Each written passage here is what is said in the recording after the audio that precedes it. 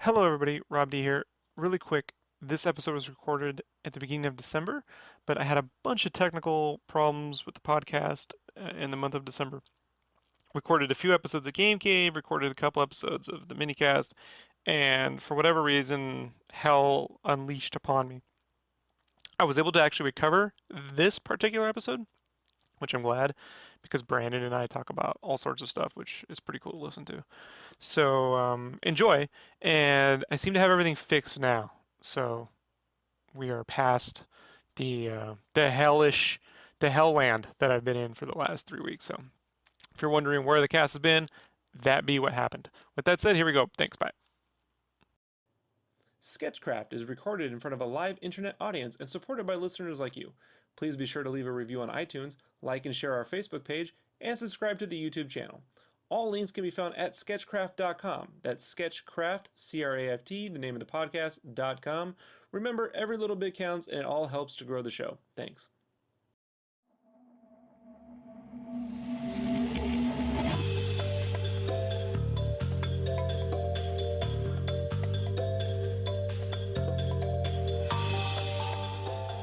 Welcome to Skechcraft, the podcast for art, games, and process junkies. I'm Rob Duenas, full-time illustrator and graphic artist Esquire. This is an unedited podcast, which will probably contain strong language, so listener discretion is advised.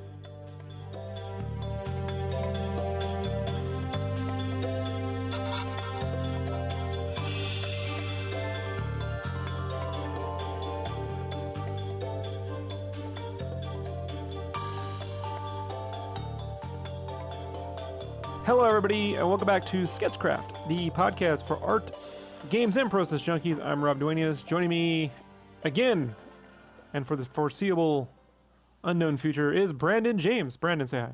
Hello. All right, so we are back from Turkey Day weekend.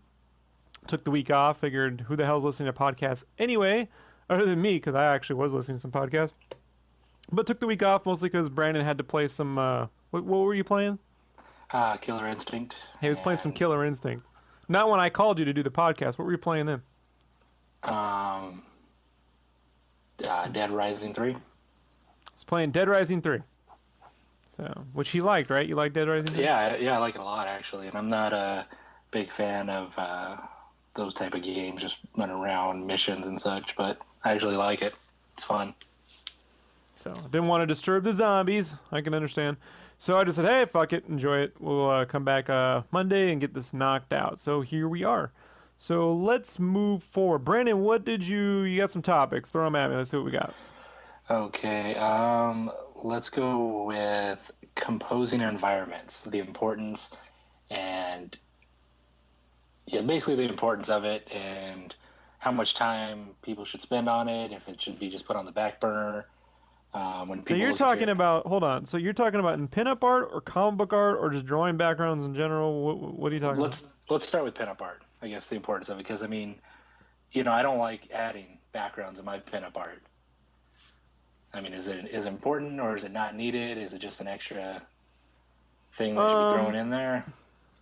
Well, mostly pinups for me are commissions unless they're covers.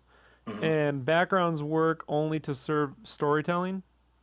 So if you have a character who, like, let's say you got a cover and you want to show their room, or you want to use the room to sort of describe who this character is in one shot, then it would make a lot of sense.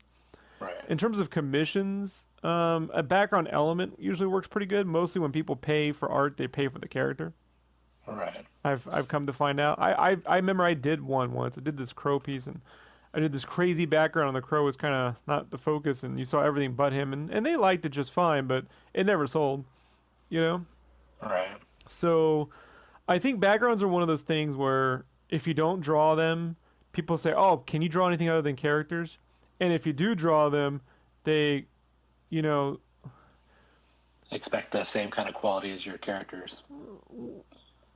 It's conflicting. I mean, here's the thing, right? I have a lot of commissioned art, and in my commissions, I don't toss a lot of background stuff in there. And that's because when I go to cons, I found that I've got comic book art that has crazy backgrounds, and I had those pages up for sale, or even prints of them with characters and stuff. And it was always the character kind of standing by themselves with nothing much else going on that outsold that 9-1. People would look at it and go, "Wow, that's amazing! Look what you can do!" And then they would buy the fucking character standing there posing. And it used to drive me nuts because it's like, well, I mean, I enjoy drawing backgrounds. Matter of fact, when I couldn't draw characters for the longest time, I got around it by drawing tons of background stuff. You know, it was easy for me to kind of use backgrounds to mask characters or to give me an edge. But the reality is usually it's a comic book convention that you're going to, right? Or character commissions. So unless it's just a straight digital landscape that people are picking up, they generally just want characters. So, you know. But you talk about in terms of comic books, you know, again, I'll say backgrounds are one of those things, man, that serve the storytelling. And if you're gonna draw, you know, a crazy background every panel, you're just killing yourself for time, you know? Right. These days, a lot of people use like 3D programs to get around that. I don't like the look of it. I still think photostats work pretty good for comics if you can use it, or loose pencil backgrounds that can get painted over if you got a good colorist or you're doing your own colors, you know? Right. I think those tend to look better because the characters can pop out a little better. And photostats look great if you got good inking going on. I mean, if you look like McFarlane's cartoony Spider-Man next to a photostat picture, you know, background of New York, to me the contrast always worked pretty well. But I'm just not a fan of, you know, computer rendered backgrounds because I don't know, it's not my thing. Fair enough. Good to know. I think that's it I have as far as environments. I mean, because I don't like doing them. I know that if I were to try to put out a book, I know that wouldn't be my strongest point, and that I'd have to work on it. I would recommend you don't put out a book until you can draw any background worth the done. Right. I mean, I got to be honest. Backgrounds are, again, your environment, your world is your storytelling mechanism. You know, your Batman next to a cave, you know, sells a story. Batman on himself sells the look of the character. So they're two different things. Right. You have to be able to use backgrounds to. I mean, imagine Fathom. Remember Mike Turner's Fathom? Right. Without the backgrounds on any level. Now, sometimes there wasn't a lot of background because it would be a water effect, but that was part of the story as well, you know. Right. So, I'm not saying don't do them. I'm saying that there's different parts for different things. You know, if you got a person who draws a book with no backgrounds ever, I mean, I don't even know. I tend to think that those come from people that draw flat. They don't have a volume to place a character, you know? Mm-hmm. So generally just got a flat character. You know, they're just doing pinups. And, you know, if you could just go look at most of the comics produced from 1993 to 1998, you know, all the shitty ones to see what that produces more often than not. You know, I would just say that time is money. So in a book, you know, I think we were talking about Monstroids. Mm-hmm. You know, you have to sort of figure out at what point are the backgrounds serving the story and at what point am I just trying to like impress myself or my audience, you know? Right. And I've done both. You know, and I've driven colorists, you know, a little crazy sometimes with the backgrounds. However, for people that don't know, you want to tell people what the Monstroids were? If you Monstroids was a book that I spent a couple years drawing that never really got published for Ape Entertainment, created by Kevin Grievous, who's got the I, Frankenstein movie coming out. And so it was like my take on it. Well, the book was about classic monsters that were rebuilt, kind of like RoboCop, to fight crime, basically.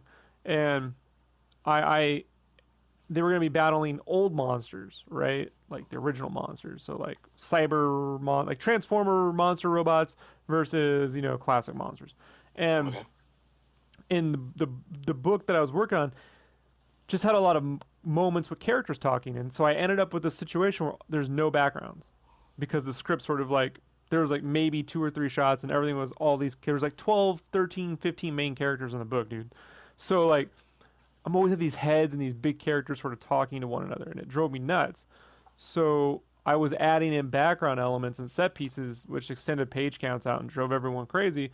But to me, it's helped sell the first issue in the story. Specifically, there was I'll try to post a link if I remember. I'm really not good at posting links with the issue. But there was this piece that they called there was this part in the script where one of the main characters, Mummatron, he's a mummy, was talking about the time on Earth when monsters used to rule it, right? And so I did this 2-page spread of monsters rule the world, and it was all these monsters. It was crazy. It was like all these monsters are graveyard, and the world's on fire, giant Cthulhu, fucking squids and shit. And I just remember it driving my colorist batshit crazy, to no end, I was really impressed with, oh look, I can draw all this cool stuff, and to me it was on par with some of my favorite backgrounds ever. Was the Star Wars Episode 4 manga adaptation. It won an Eisner. It's 4 books long. It's brilliant. The other mangas suck, but that one was awesome. And the way that particular manga artist created the backgrounds was just a combination of photostats and these really cool double page spread widespread panels, which I loved. Because I always felt like a book like Battle Chasers, which was one of my favorite comics, really sucked at world building. Like I never knew the universe it existed in. Right. You know what I mean? Like you would see like a little tiny widescreen panel. And so I was like, anytime you go to somewhere new, I had this rule for my storytelling. Anytime we went somewhere new, you turn the page and it would be this widescreen panel that would go across 2 pages. Boom, establishing shot. So if I put a lot of effort into that background, it would set the story. Right where they're at. I didn't have to show it to you twice, So I figured if I put a lot of work into that 2-page spread every time I do a new big area, then it'll be worth it because I won't have to show the background much again while the characters are fighting. However, those are the things that it's crazy.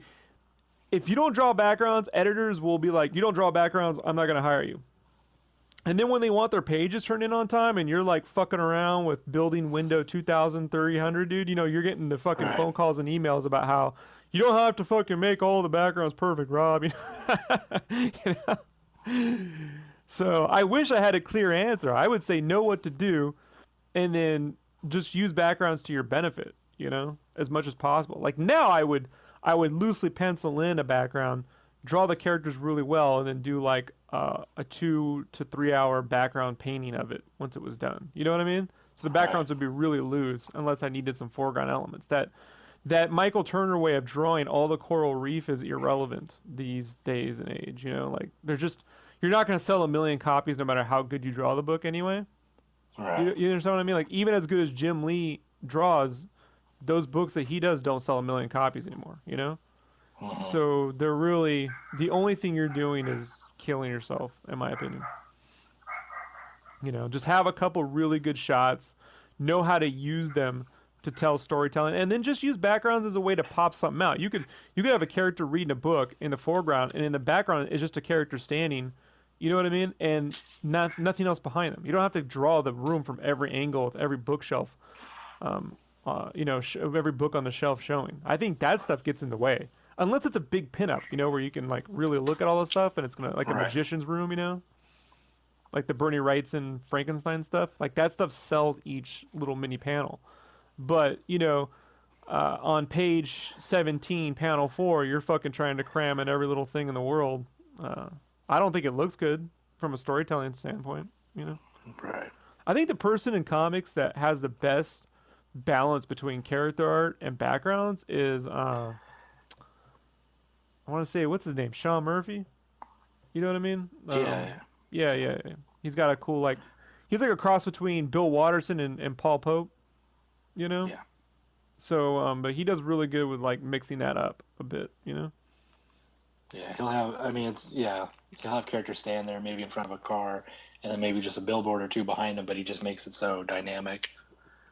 Yeah, so he's not throwing a lot, but he's using actually very basic construction, what you call it dynamic, right? Very basic three-dimensional, or usually 3/4, perspective on those elements to pop the dimension out, He's also a good inker, so he's able to do a lot of flat stuff in the background and it not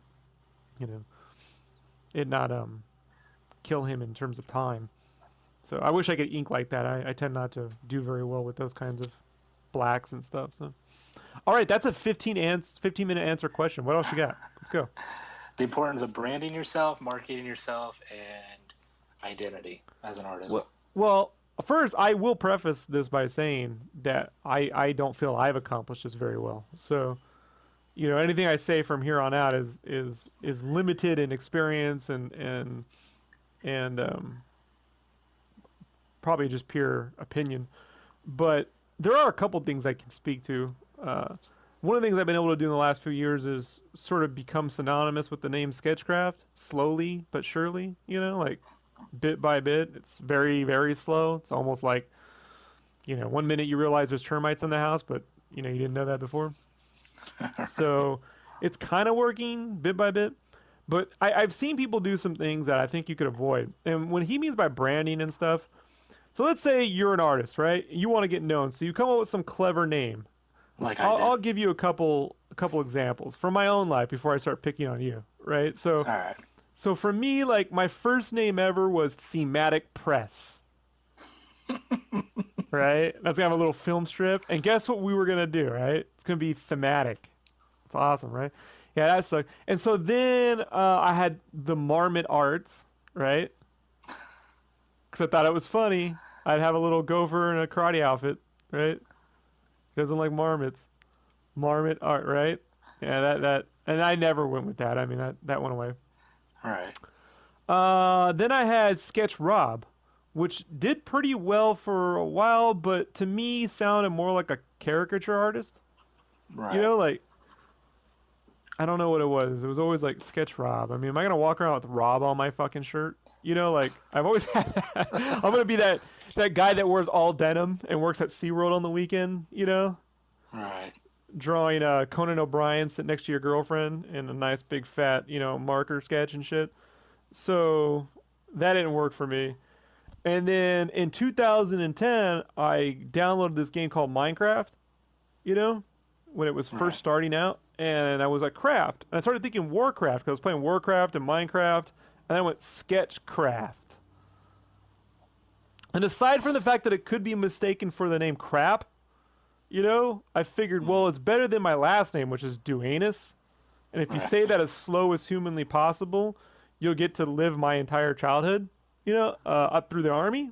So my name wasn't really an option, And even though my initials spell rad and I like to sign things rad, I just thought rad art would just be really dickish. Right. So I try to tell people to avoid cleverness at all costs. Cleverness is where you're like impressing yourself. You're very impressed with yourself. Most people, I'd say, just use your name, and if your name happens to have like, maybe like Duanus or something, you're not happy with it, then just, change it a little bit.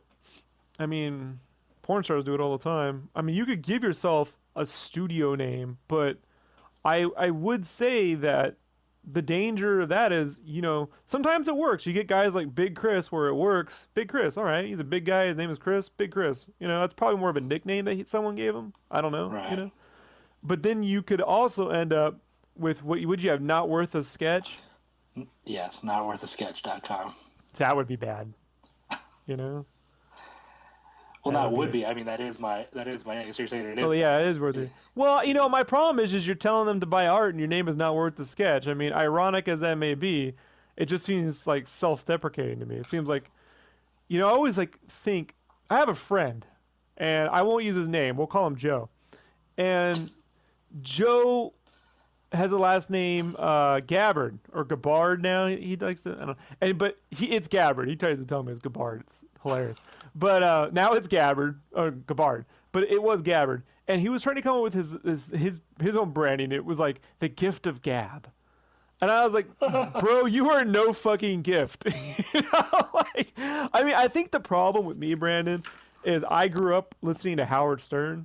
We're talking like since the late 80s, like I used to buy them on like cassettes I trade art for these cassettes at school from friends that had it, and so before he even came to San Diego, which wasn't until like 92, 91.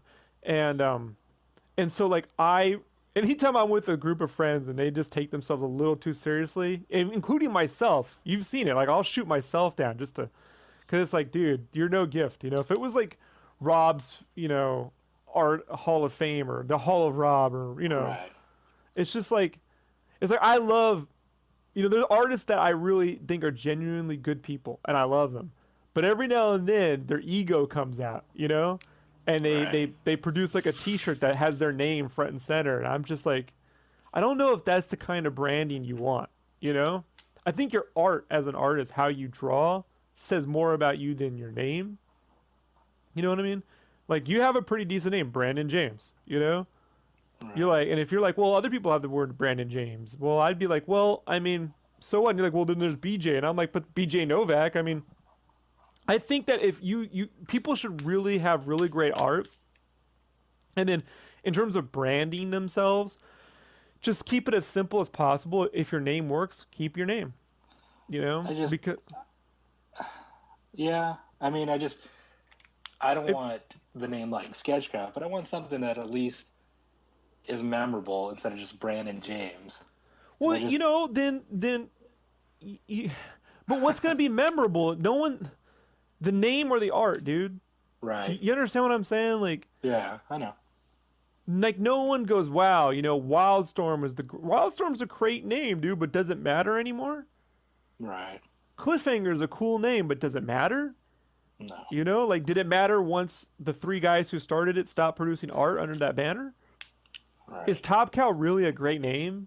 You know, like, that's probably the one clever title that only works because Mark Silvestri fucking, you know what I mean? Like, wow, it's got big udders and cows and shit. I don't get it. You know what I mean? But he's Mark Silvestri, so who the fuck cares, right?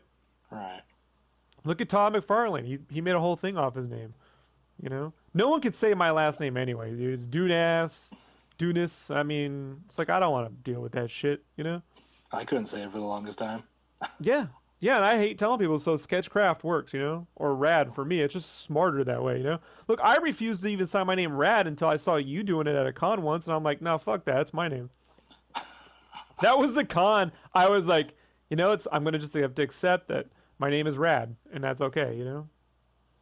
So, I just advise people that, you know, when you're trying to it's like a band name, you know? Like, I have another friend. I'm not going to use his name. It's called Joe.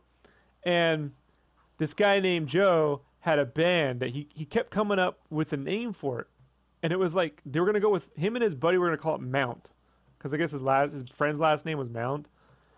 And I'm like, and their first gig was in this predominantly gay neighborhood, which I love going to, right? By the way, because they have the best food there. But I was like, you think 2 guys playing in a gay coffee bar and your name is Mount doesn't seem suspicious? Like, you know what I mean? Like, do you think perhaps you could not come up? So then he was like, he had this whole thing like world evolution theory or something, and it was like wet. You know what I mean? Like, I'm like, what? I had a name I wanted to call like 6-string theory or some shit because he's all into like science, right? And they play music. So I was like, string theory, 6-string, like 6-string samurai. You ever seen that movie? I was like, if you're gonna get clever, that's a cleverest I would get. But certainly not wet, you know, but they never listened to me anyway, so, you know. And they never had a band. And I spent a lot of time trying to figure that shit out. So, yeah, dude, you know, I always say the first thing you can do with branding is you have to have compelling art. I mean, that's really it. And, you know, if you are going to create an imprint for yourself, you want it to reflect the kind of things you create. I tend to talk a lot about how I make my stuff, hence the word craft, you know? I don't have one kind of thing I do. I have a process for the way in which I make stuff. So the word craft in there supplemented my name because I didn't want something that said Rob. It's just, I didn't want that, Right. you know? If I wanted to talk about someone else, I wanted it to work, you know? And I also, when I get to my own self-publishing, wanted to have a name I could put everything under so I don't have to come up with that later. Because I had never really intended to work for Marvel or DC and stuff, so, you know, it works a little different. But don't, for the love of God, start putting shit down like, you know, you don't really need my art, you know, or die art die, you know, or or Brandon James Studios. First off, you don't have one studio, let alone 2. You know what I mean? Like, Right. Studios is the shit that drives me nuts. It's like, It'd be more like Brandon James's closet. Brandon James's night tray. Or, I mean, like, it's just, I always find that funny. I got the studios, I got the na-na-na, and I'm just like, man, just, View Askew is pretty cool. Think about it like a production company, you know? It could be something that you have to be also willing to lose it in court if you have to go bankrupt. I mean, if I lose Skechcraft, I don't really give a shit, you know? I mean, it would suck, but I can live with it, you know? Right. I could always be, then I would go to the real Skechcraft. That was my backup plan, by the way. So when I had Skechcraft, I was trying to get Skechcraft.com.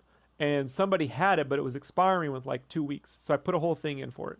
And I get this phone call one day. Ring, ring, ring. Pick it up. And I was like, oh, we're with the GoDaddy. No. We got this domain. We're willing to sell it to you for $5,000. And I was like, well, you can keep your domain because I'm just going to have a shitty little podcast. And I'll just call it the real Skechcraft.com, like the real Ghostbusters, and it's already open and I could spend $13. I don't care. And the guy was like, well, I can take that down to $3,000. I said, look, dude, honestly, I really appreciate it, but I'm really just a guy. I'm not trying to make money off this. You know what I mean? I'm just a guy with a podcast, and I would love to buy it, but I can't afford $3,000. He's like, all right, well, let me recalculate. We can do it for $300. I'm like, that's crazy. I can get an Xbox for $300, man. Really, I'm just going to buy the real Skechcraft.com right now and be done with it. And he's like, hold on. If you get it right now, I can give it to you for $99. And I'm like, sold. Literally, it went exactly like that, Brandon. Right. $5,000 and $99. So my advice is, if you come up with a great name and it's took, and you go on that waiting list, haggle with those motherfuckers. Right. And always just add the word "the real" in front of whatever it is you're trying to buy, and let them know that you're just going to use it for some shitty little podcast, and they will take it all the way down to $99. And now I have Skechcraft.com. I also still have SketchRob.com. And I have Robert Duenas, RobDuenas.com. I bought those just to keep them. Just in case. So you have any other questions about that?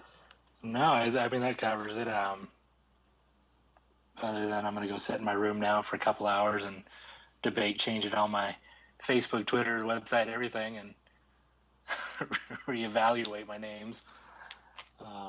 If I don't already do that enough. Well, man, I mean, look, you go into cons. I mean, we could talk a little bit about you for a second. That's always fun. And I'm sure people love to listen to it. Right. So, my one fan on here. Your thing is you're going to a con and you want to be known. You're going to be under your name, right? Right. So, why would you put "Not Worth the Sketch" on your banner? Right. I mean, like, if you need a custom, do you need a custom email? Does that matter anymore? Right. You know what I'm saying? Like, does that really matter? Like, it's nice on the stationery, but I'm trying to say, does it matter? Yeah. Should I tell my story about the person comparing me to you the other day? I don't know if I said Someone that on compared the last you to me? podcast. Did I say that one last time we were on here? Yeah, I don't remember. It's been like 2 weeks since the last game. Oh, okay. Well, I went to a local little mini indie Comic-Con, and I was sitting there, and a guy was looking at my stuff, and he's looking at it, and he's like, "Not worth a sketch. That sounds familiar." He's like, "But your stuff looks a lot like Skechcraft. Do you know Skechcraft? Are you related to that? Do you know that guy?" And I'm like, "Yeah, I'm the other guy on the podcast, the last 3 or 4 episodes." And he's like, "Oh, yeah, that's you?" And he's like, "Oh, I thought your stuff, sound familiar. You sound familiar." He's like, "I remembered the Skechcraft. I just didn't remember your name." I was just like, "Oh, that's fucked right. up, Brandon. You met the one guy that knows the podcast." Right. Oh, and then the next guy who followed him in the little line, people at cons kind of like make their way down. He's like, "Oh yeah, you sat next to Rob at the Las Vegas con, right?" I was like, "No, we shared a booth." He's like, "Oh, you shared a booth with Rob?" I'm like, "Yeah, we're friends." People do that from time to time. They share corner booths. He shared a booth with you? And he's like, "Oh yeah, I spent a time. By the time I made my way around that corner to you, Like, oh, fuck off. I mean, it's very flattering, but the reality is, You know, I sit right next to Greg Land. Who do you think is getting all the money? You know. Right. So, But I do want to say, just in case those people are listening, his wife did buy some original art for me, and I was very thankful because, that helped pay for a bill that day. So I was thankful for that his wife did like my art and buy it. So just in case they are listening, I would say this, appreciated it. Brandon, if you were going to go into a partnership, let's say you were literally like, if you and I, right, and it's not going Right. to happen, but like Josh and I, that's what we did, right? Because Josh and I have this thing now. Sketchcraft really exists because I'm in partnership with Josh, right, as a business. Right. So if you were going to go into business with, say, another artist, like you and them are always going to team up, boom, neck and neck, hand in hand. I would say come up with an imprint that you can then, trademark or some shit like that to protect yourself. You know what I mean? Right. Or just to make it simpler, like a good example would be creaturebox.com. Like those two guys, our director from, Insomnia and one of the other artists over there, they got a little co-op, that they do, and they put it under CreatureBox. Right. So, but then again, you're going to be tied to that person financially with taxes and all this other stuff. So none of that's easy. I mean, if your girl was going to go in full time and help you like do all the business side of it, then you're going to want an imprint. I mean, it depends at what point you're going business, Right. with this stuff beyond self-proprietorship. Like I would never recommend simply doing a self-proprietorship because you're going to get screwed on taxes. You're going to be paying like 30-40% of taxes. Right. I would say get some investment capital, put the 5 to 10 grand depending on where you have to file to incorporate, get yourself a good tax person. Just to protect yourself financially from the government, raping the living crap out of you in terms of taxes. I mean, it's just ridiculous. I mean, every year I go into Facebook and some artist is on there going, "Oh my God, the taxes," because they thought they could just do some sketches and they live fine, but then they realize they got to pay 40% off that 12 grand they made that year, Right. and they can't just write that off as a business loss for 7 years or some shit, I mean, Sketchcraft, even of itself, I mean, I'm not going to get into it, but let's just say that I licensed Sketchcraft to our parent company. You know what I mean? Because this is what I watch happen to Brian Pulido. Is he used to have Chaos Comics, and when Chaos Comics, they put Evil Ernie and Lady Death all under Chaos Comics, and when it folded, he lost all of his stuff and went to the bankruptcy court. And he could only basically afford to get Lady Death or Evil Ernie, so he got Lady Death, and someone else owns Evil Ernie now. And that's what happened to us like at Play. Girls of Gaming and Play all got auctioned off at the court, and Dave was able to get Girls of Gaming back, but Play went off. And Geek Monthly and all that other stuff. So you gotta like get this stuff. There's a lot of stuff, man, and I am not a legal expert. I mean, I really defer it to Josh and our legal counsel to handle that stuff. But I am aware of the horror stories of not dealing with that on some level. Right.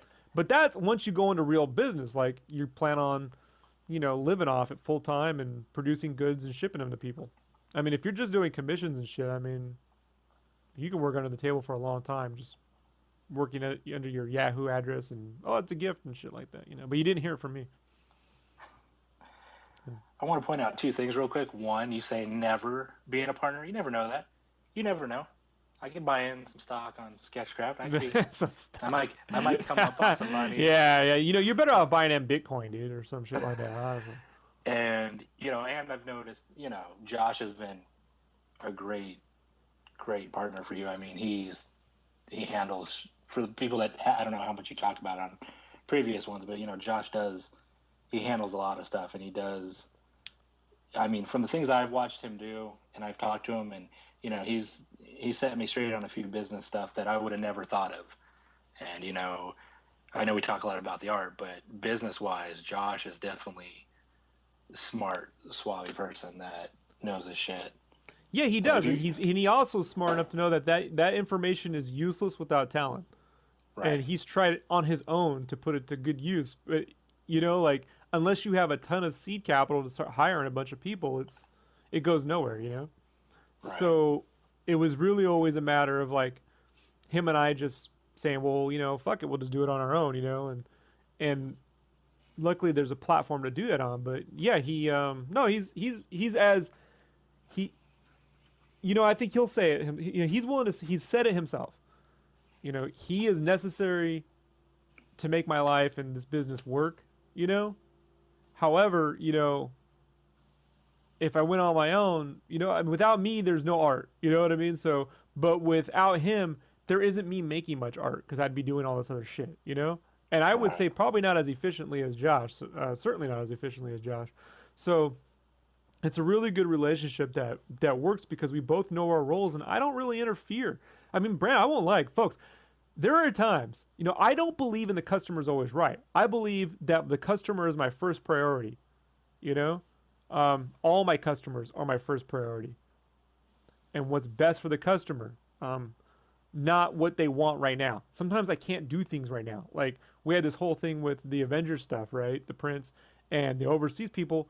We had this thing where we had to take all the stuff and unbox them and repackage them all, and it's a nightmare, Brandon. And we told them way in advance it's a nightmare. It has to be done.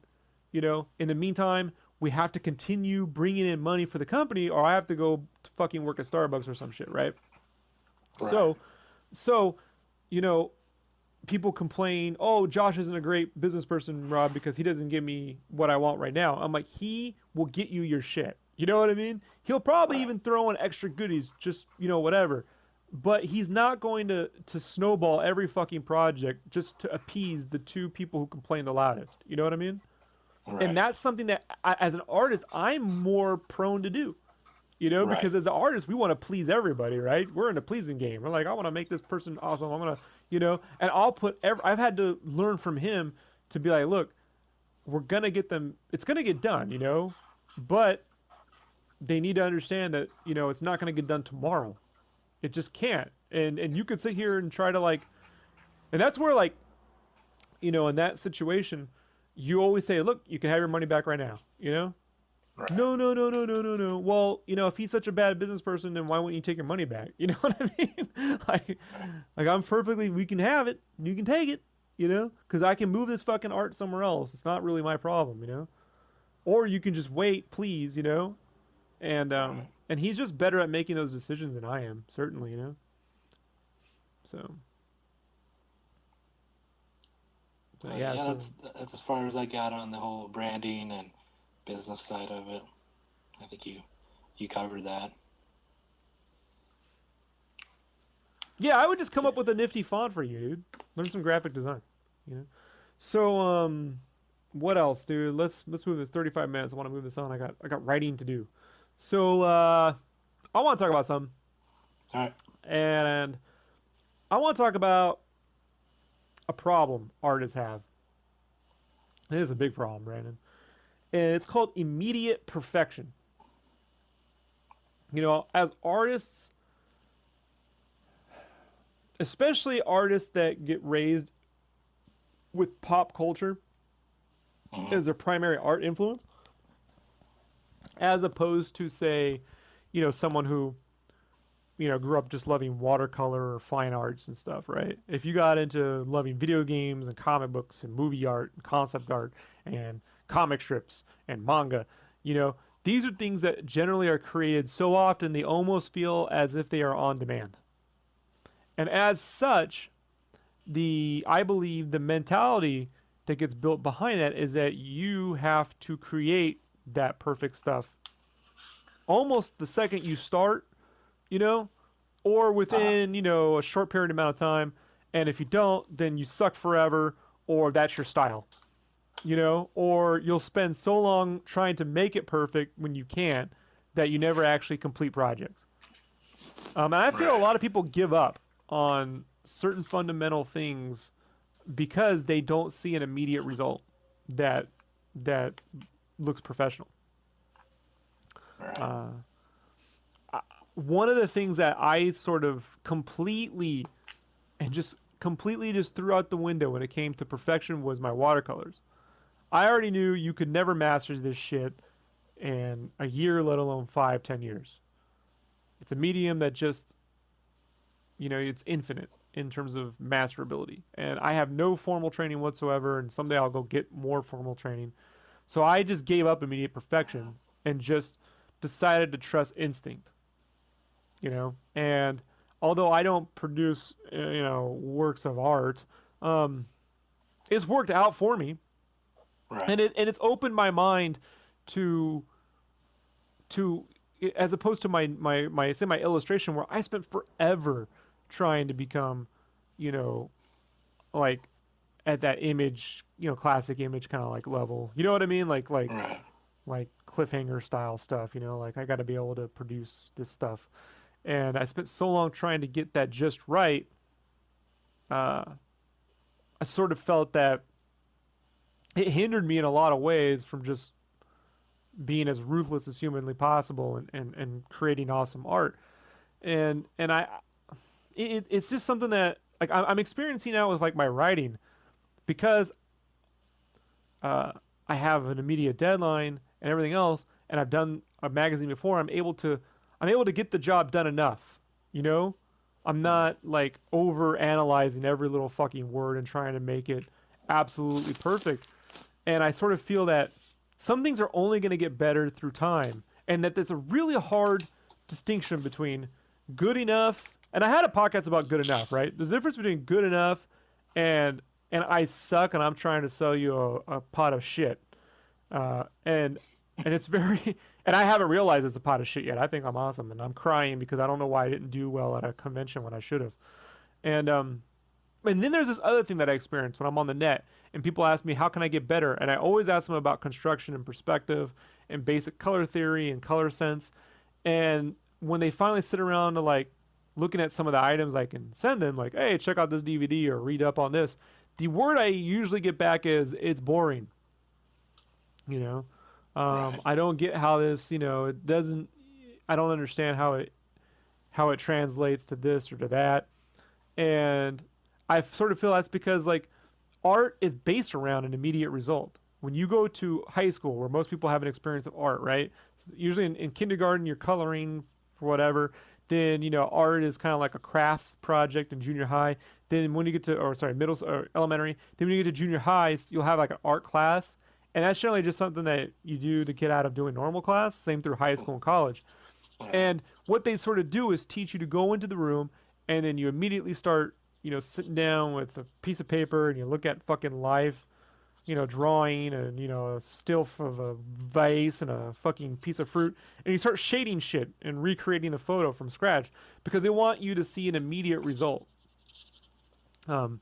And every week, you do a little bit better and a little bit better. And you're like, oh, like I shaded that a little bit better. I'm getting better. And you're really getting nowhere, in terms of like, if you're going to be a commercial artist, you're getting nowhere with that shit.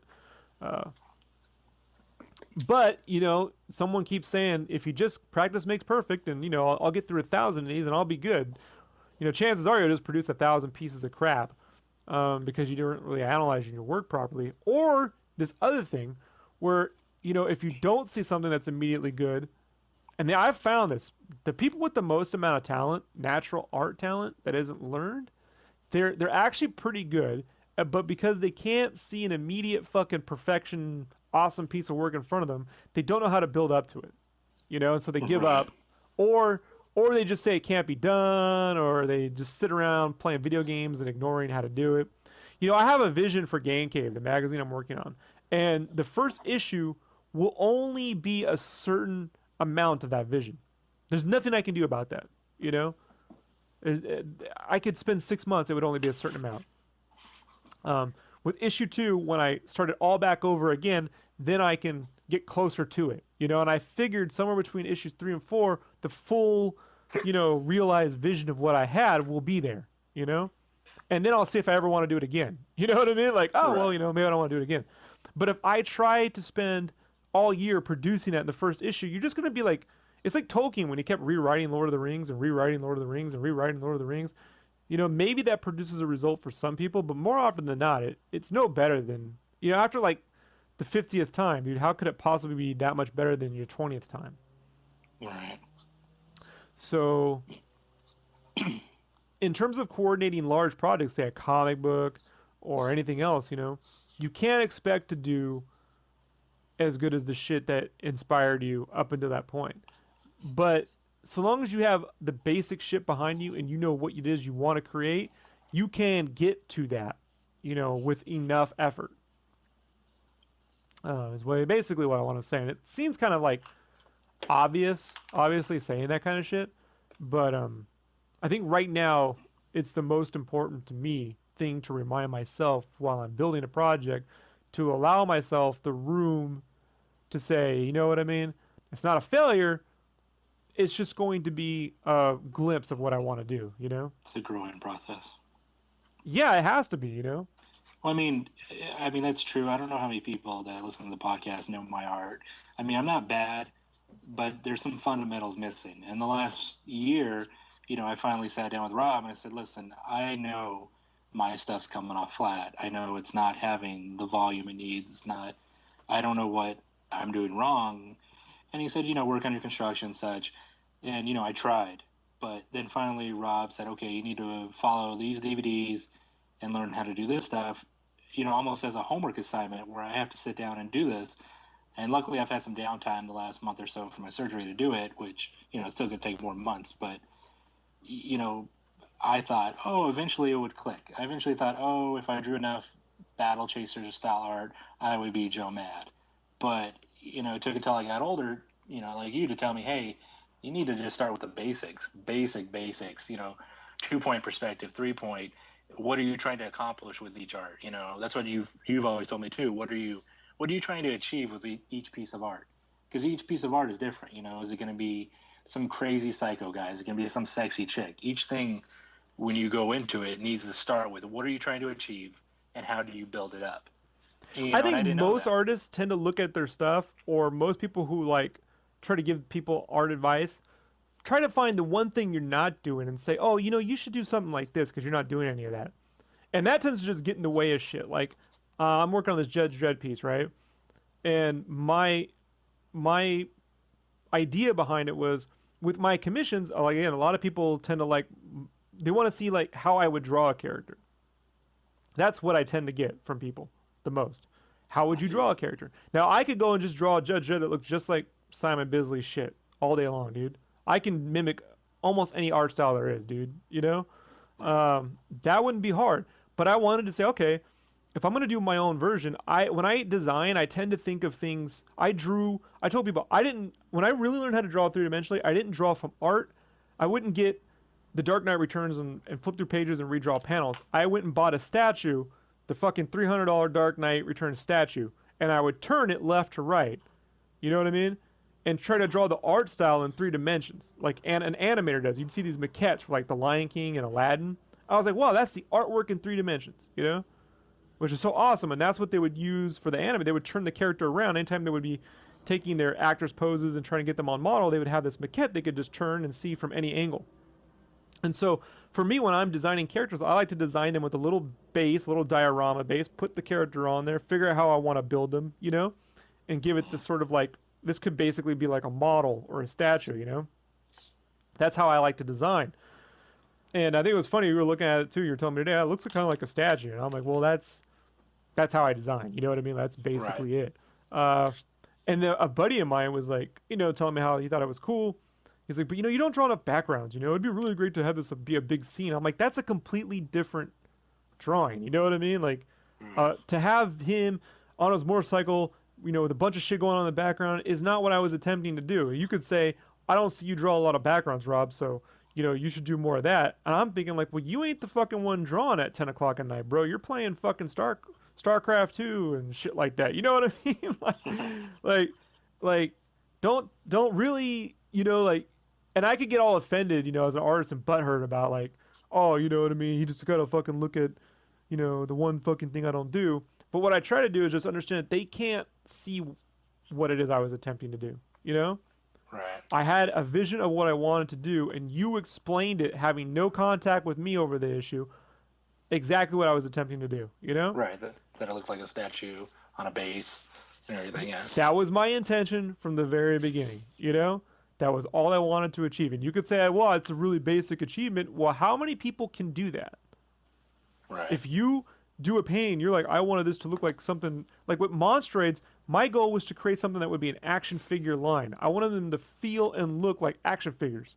And they move on the pages, and you can see some of those folks. If you go into like my Facebooks, there's a whole thing on art I never published, or in my, DeviantArt, you can type in Monstroids,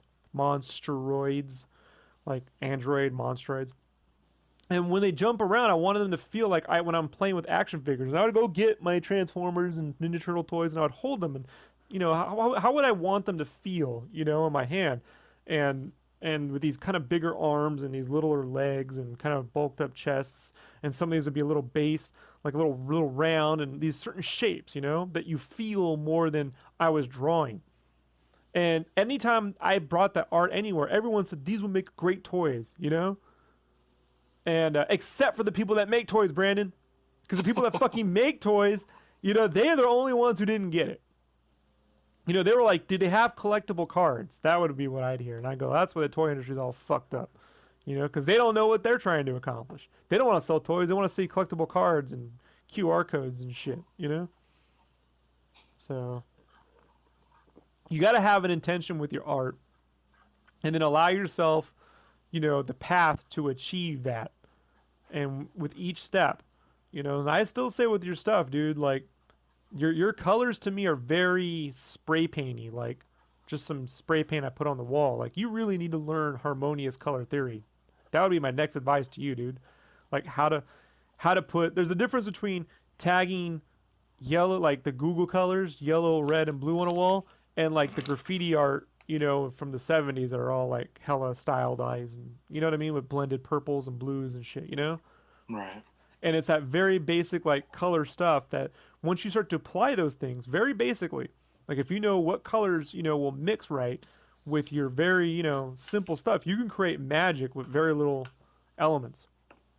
You don't have to overcolor it or outthink it or keep throwing splatter on there to fucking make an impact, Right.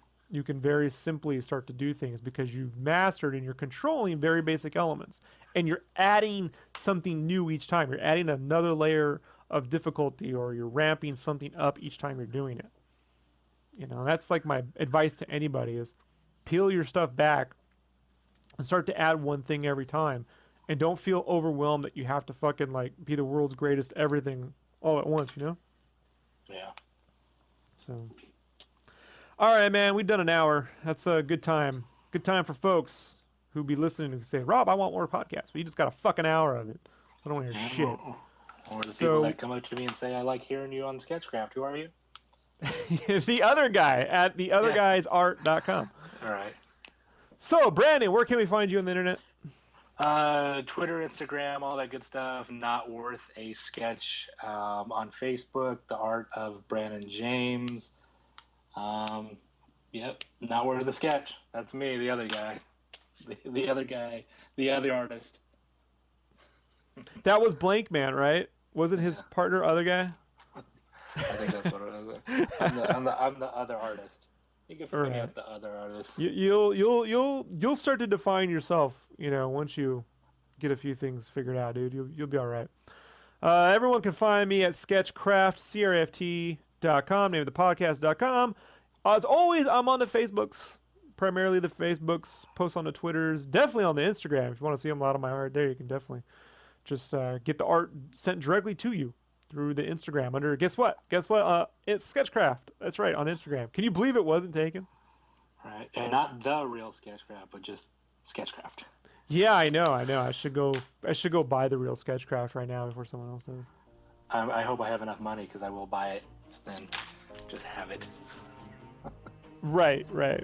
So, okay, man, with all that, we will get back to you in a week, maybe two. I don't know what I'm doing next week. We're either doing Skechcraft or Game Cave. I haven't figured that out yet. So, talk to y'all soon. Here we go. Bye.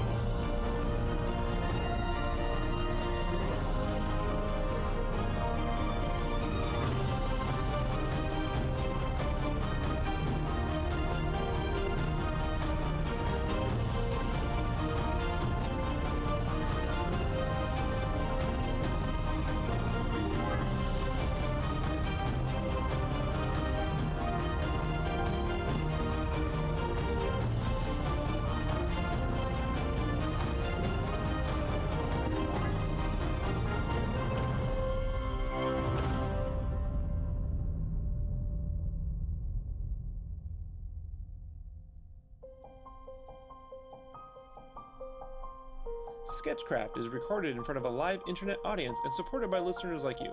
Please be sure to leave a review on iTunes, like and share our Facebook page, and subscribe